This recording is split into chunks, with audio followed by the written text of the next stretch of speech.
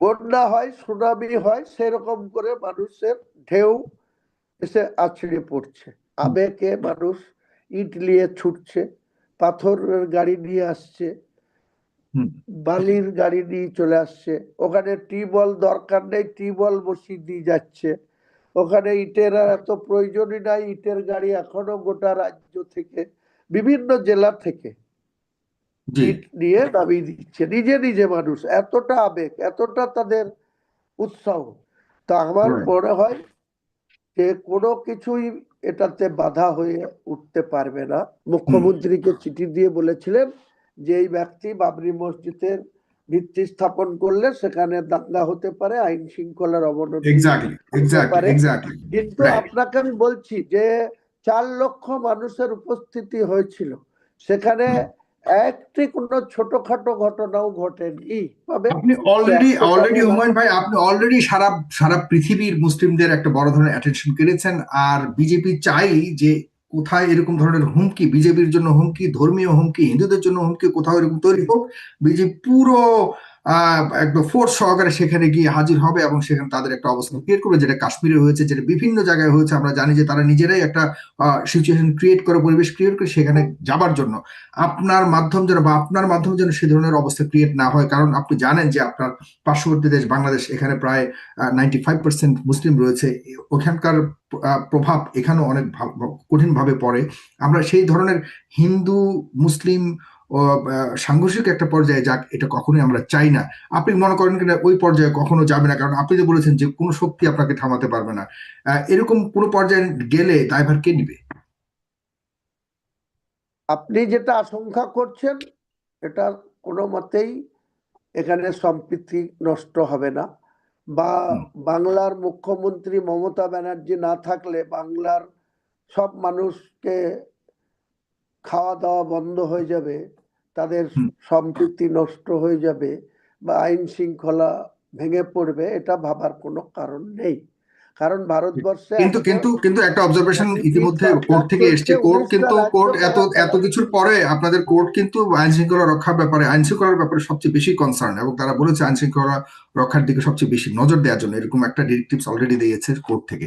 সুতরাং আমি নই, আপনাদের কোর্টও এই ব্যাপারে কনসার্ন এবং এই ব্যাপারে অনারেবল হাইকোর্ট কলকাতা এই ব্যাপারে একজন পিএলআই ফাইল করেছিলেন এবং মাননীয় গভর্নর রাজ্যপাল তিনি আমাকে হোম অ্যারেস্ট করে রাখার কথা বলেছিলেন।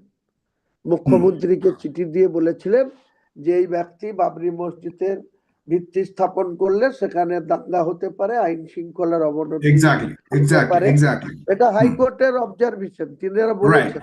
কিন্তু আপনাকে আমি বলছি যে 4 লক্ষ মানুষের উপস্থিতি হয়েছিল, সেখানে একটি কোনো ছোটখাটো ঘটনাও ঘটেনি। আশঙ্কা অমূলক থেকে গিয়েছে, কোন রকম আইন শৃঙ্খলার কোনো বিঘ্ন ঘটেনি। সেটি আজকে ঘটেনি, কালকে ঘটবে না এমন কোনো সিউরিটি নাই বা এমন কোনো অ্যাসুরেন্স নাই, কেউ দিতে পারবে না। এরকম ঘটনা হয়, অহরহ হয়েছে এবং সেসবের কনসিকুয়েন্স খুবই মারাত্মক, খুবই দুঃখজনক হয়েছে, বিশেষ করে ভারতে। এবং আরো বেশি ভয়ানক হলো যে এই বর্তমান বিজেপি যার নেতৃত্বে রয়েছে নরেন্দ্র মোদীর মতো একজন মানুষ, যার হাতে মুসলমানদের রক্তে এখনো পর্যন্ত লাল হয়ে আছে, সেখানে আমাদের আশঙ্কা জনাব হুমায়ুন কবির একদম শেষ পর্যায়ে চলে এসেছি। আপনি খুব চমৎকার ভাবে আমার কথাগুলো উত্তর দিয়েছেন। এখন বলুন যে সবকিছুর পরে মসজিদ এত বড় একটি পবিত্র কাজ আপনি করছেন, এই মসজিদ নির্মাণের কারণে এই অনেক মানুষ, যতটুকু শুনেছি প্রথম দিনেই শত শত কোটি টাকার আপনাদের জমা পড়েছে।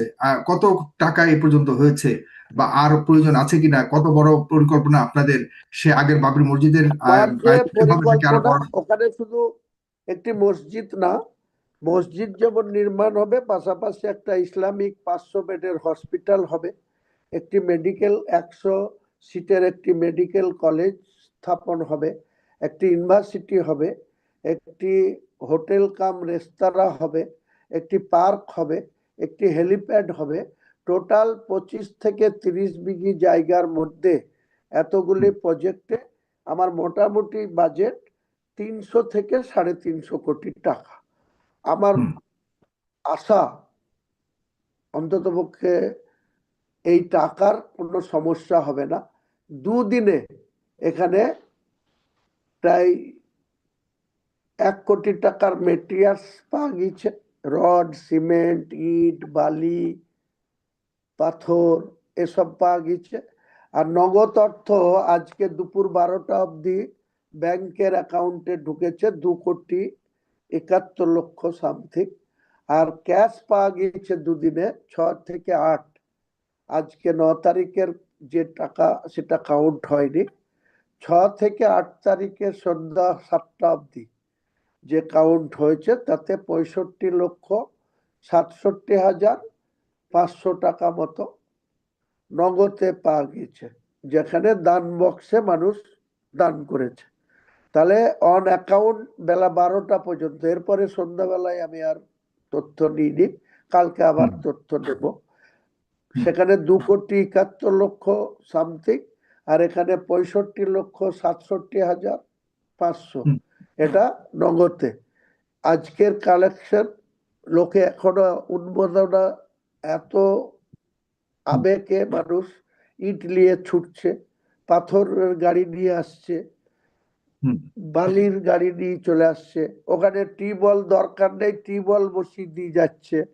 ওখানে ইটের আর এত প্রয়োজনই নাই, ইটের গাড়ি এখনো গোটা রাজ্য থেকে, বিভিন্ন জেলা থেকে ইট নিয়ে নামিয়ে দিচ্ছে নিজে নিজে। মানুষ এতটা আবেগ, এতটা তাদের উৎসাহ যে বন্যা হয়, সুনামি হয়, সেরকম করে মানুষের ঢেউ এসে আছড়ে পড়ছে। তো আমার মনে হয় যে কোনো কিছুই এটাতে বাধা হয়ে উঠতে পারবে না। আজও আমি 2-3টে থ্রেড কল পেয়েছি, হুমকি কল পেয়েছি। আমার একটাই কথা, মহান আল্লাহ তাআলা আমাদের মানুষ হিসাবে সৃষ্টি করেছে। আপনাকে বলুন, বিশ্বের যত মানুষ আছে, মৃত্যু তাদের একদিন হয়। আর সেই মৃত্যুর দিন মহান আল্লাহ তাআলাই ঠিক করে রাখেন যে কবে আজরাইল আলাইহিস সালাম আসবে, কবে তার রুহু কবজ করে নিয়ে যাবে। তো আমার কিভাবে অ্যাক্সিডেন্টে মারা যাব, না কারো গুলি খেয়ে মারা যাব, না নর্মাল ফজরের নামাজ পড়ার আগেই মারা যাব, সেটা তো মহান আল্লাহ তাআলা ঠিক করে রেখেছে। আমি এটাকে পাথেয় করে আমার এই বাবরি মসজিদ আমি পূর্ণ প্রতিষ্ঠা করব। এই আল্লাহর কাছে আমি এটা লাখো লাখো শুকরিয়া আদায় করছি। মানুষ আমার পাশে আছে, দোয়া করছে। বাংলায় যে 4 কোটি মানুষ বাস করে, 4 কোটি মানুষের মধ্যে আজকে 3.5 কোটি মানুষ চাইছে বাবরি মসজিদ হোক। হয়তো 50 লাখ মানুষ তারা চাইছে না, তাদের না চাওয়ারও কারণ আছে। তারা কেউ ভয় পাচ্ছে, কেউ বাংলার বাইরে কাজ করতে যায়, উড়িষ্যা, নাহলে গুজরাট, নাহলে কেরল, নাহলে মুম্বাই, যাদেরকে পরিযায়ী শ্রমিক বলা হয়। সেই পরিযায়ী শ্রমিকরা কেউ কেউ আমাকে ফোন করে বলেছে যে আপনি ওখানে মন্দির মসজিদ করছেন, আমাদের তো এখানে করে খাওয়া বন্ধ হয়ে যাবে, আমাদেরকে তো দেশে ফেরত যেতে হবে, নাহলে আমাদেরকে মারবে। তা আমি তাদের বুঝাচ্ছি যে তোমরা কি মসজিদ যখন আমি করিনি তখন কি তোমরা কেউ বাইরে মার খাওনি? ইউপিতে মার খাওনি, উড়িষ্যায় মার খাওনি, কেরলে মার খাওনি, মুম্বাইয়ে মার খাওনি? তো বলছে হ্যাঁ খেয়েছি, এখন আরো পরিমাণ বেশি হয়ে যাবে, আমাদেরকে বাইরে থাকতেই দেবে না। তা আমি বলেছি তোমরা 30 লক্ষ মানুষ বাইরে কাজ করো, আর বাংলায় 50 থেকে 60 লক্ষ বিহারিরা, ইউপির, দিল্লির, হরিয়ানার, গুজরাটের লোকরা বাংলায় করে খায়। তাহলে তোমাদের যদি করে খাওয়া বন্ধ হয়, আমরাও বাংলায় আন্দোলন করব যে বাংলাতেও বাইরের রাজ্যের যারা আছে, নন বেঙ্গলি যারা এখানে আছে, তাদেরকেও বাংলা ছাড়ার ডাক দেব। জি। সর্বশেষ প্রশ্ন করছি আজকের মতো জনাব হুমায়ুন কবির, সেটি হলো যে মানে আপনাদের কাছে আবার আন্তর্জাতিক যারা মুসলিম সম্প্রদায় রয়েছে, বিশেষ করে বাংলাদেশ থেকে যদি বলি কেউ আপনাদেরকে সহযোগিতা করতে চায়, পাঠাতে চায়, সেটার পন্থা কি বা কি উপায় পাঠাতে পারবে?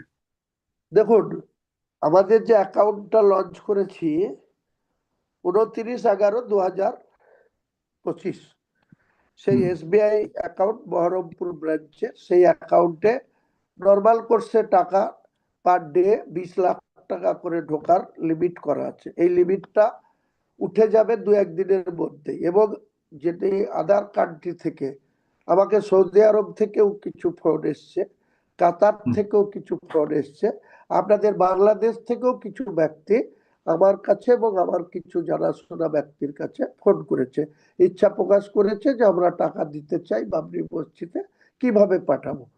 আমি আশা করছি ইনশাল্লাহ আগামীকাল 1-2টোর মধ্যেই এই যে আউট কান্ট্রি থেকে, ইন্ডিয়ার আউটসাইড থেকে যে টাকা যারা দিতে ইচ্ছা প্রকাশ করছেন বা তেনারা দেবেন বলছেন, তাদের টাকা কালকে দুপুরের পর থেকেই আমাদের যে এসবিআই অ্যাকাউন্ট তার স্ক্যানার আমরা সেইভাবে ডাউনলোড করে দেব, আমাদের ফেসবুক আইডি থেকে ছাড়বো, সেখান থেকে তারা স্ক্যানারে এবং অ্যাকাউন্টে, এছাড়াও আর একটা নতুন অ্যাকাউন্ট খোলা হচ্ছে আইসিআইসিআই ব্যাংকে, তারা বলেছে আমরা ইন্টারন্যাশনাল সিস্টেম চালু করে দেব, যাতে বাইরের কান্ট্রি থেকেও এই বাবরি মসজিদে অর্থ সাহায্য তেনারা করতে পারবেন।